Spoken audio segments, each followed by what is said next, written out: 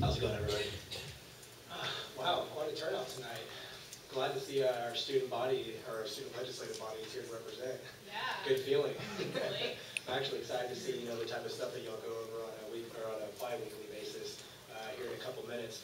I know y'all got a lot of stuff to talk about in here, so I won't take up too much y'all's time. I'm here to represent Kaplan Test Prep. How many of y'all are thinking about graduate school after this?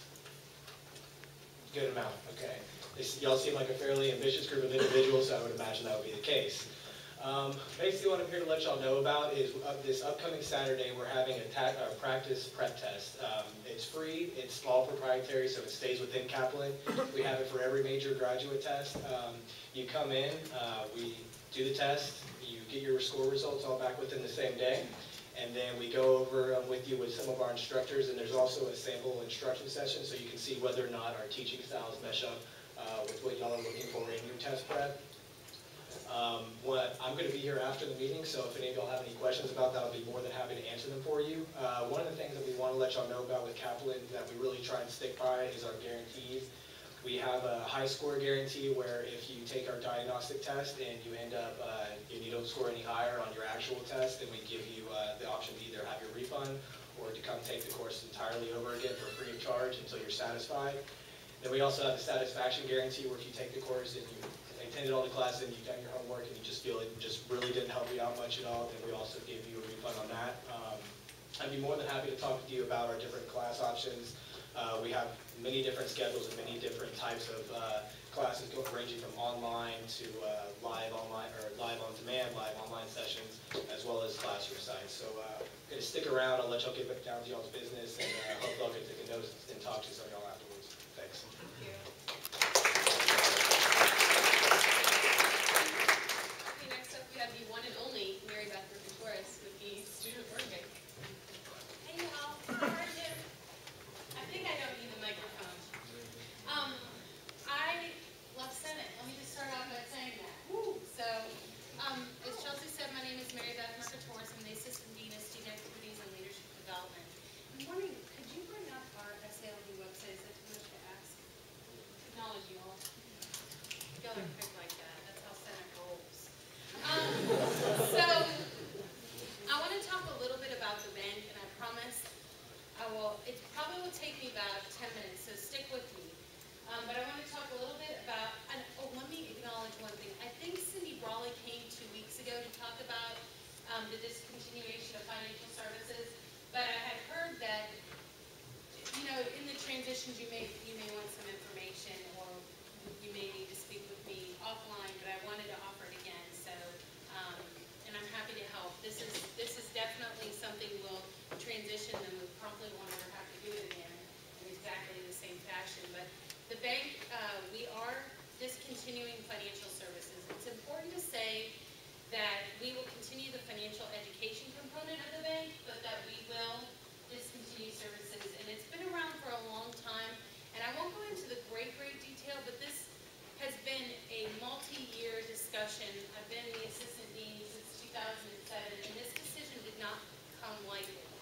And we thought about a lot of things, and when push came to shove, we realized we are really not serving the students. We know that there's a certain level of inconvenience with our student organization thing,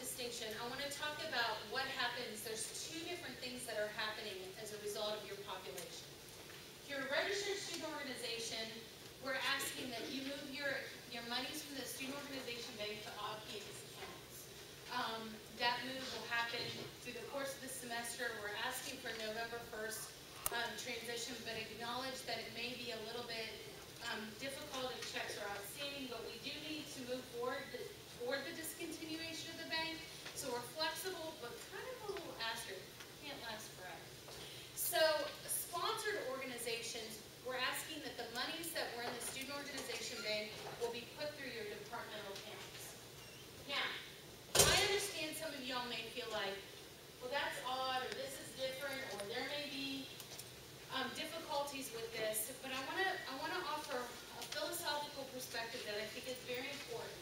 And then I want to talk a little bit about how structured y'all probably are, and it's not as big of a jump as you think it is. Philosophically, I sign on those sponsorship paperwork that says you're going to be the University of Texas at Austin. There's a pretty fair amount of assumption of responsibility by the department with that acknowledgement.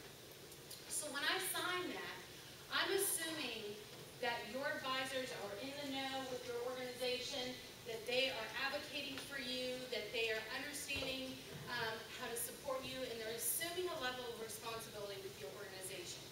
Those advisors are probably their performance evaluation are probably tied into their relationship with the organization. I know Mindy Sutton, for example, that is a component of her performance evaluation. So she's meeting the expectations of that assumption of responsibility.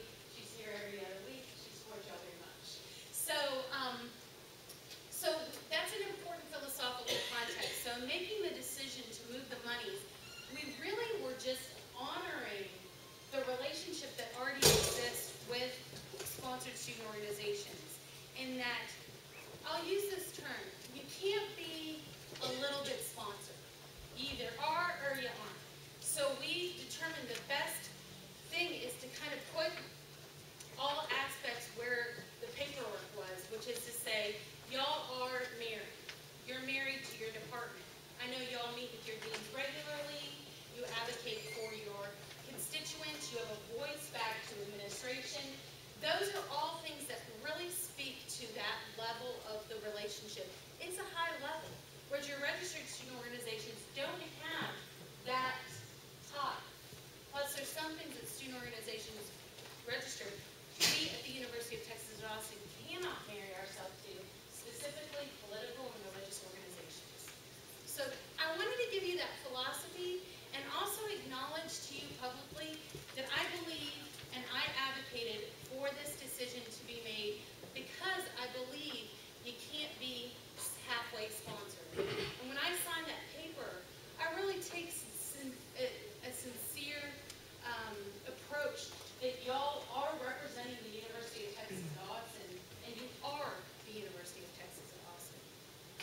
So I wanted to honor that and frame that for y'all so that you could understand why that decision, why I advocated for that decision. Yes, sir. So today I spoke with our college's financial department and our personal financial advisor. For one thing, she wasn't aware of this transition whatsoever. She didn't even know the student organization bank account was being closed. So I have two big questions. When were y'all at any point planning on notifying the colleges, specifically the financial departments that have the extra burden of taking care of our money? When were they going to be notified? And two, tell us specifically, please, what we're to do with our money. For sure. First question is, do you mind going back one page to that other page? August 24th, 2010, if you click on the registered student organizations, this is the communication that went to all active registered student organizations, authorized reps, and advisors. Now, y'all know, email is an official form of communication. Doesn't mean y'all always get your emails, but that is an official form of communication, and that did go out on the 24th. Now, if you can go back one page and click on the sponsored, the last 2 weeks, I sent this communication to authorized representatives of sponsored organizations, the advisors of their organizations, the department chair who signs the sponsorship form, and my supervisor, my boss, sent this communication to the people who signed the dean's part. So one of my questions to you would be, and you don't have to answer publicly, is are they one of those people? And if they are one of those people, are the people that we did communicate with, are they communicating with them? Because we have been very public with this announcement and communications. We acknowledge there may be some, infrastructures that maybe the communication is breaking down, but we have made communications and will continue to make communication. If there's someone that doesn't know what's going on, I've got business cards in the back.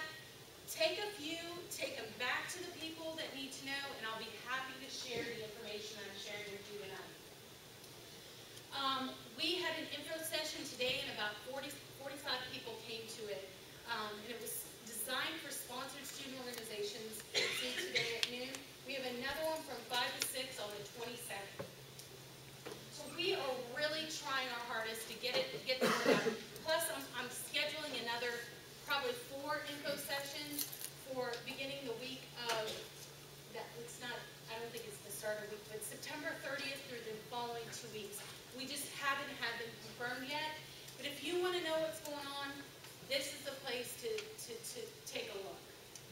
It is important that you click on the right link because the messages are different, the expectations are different.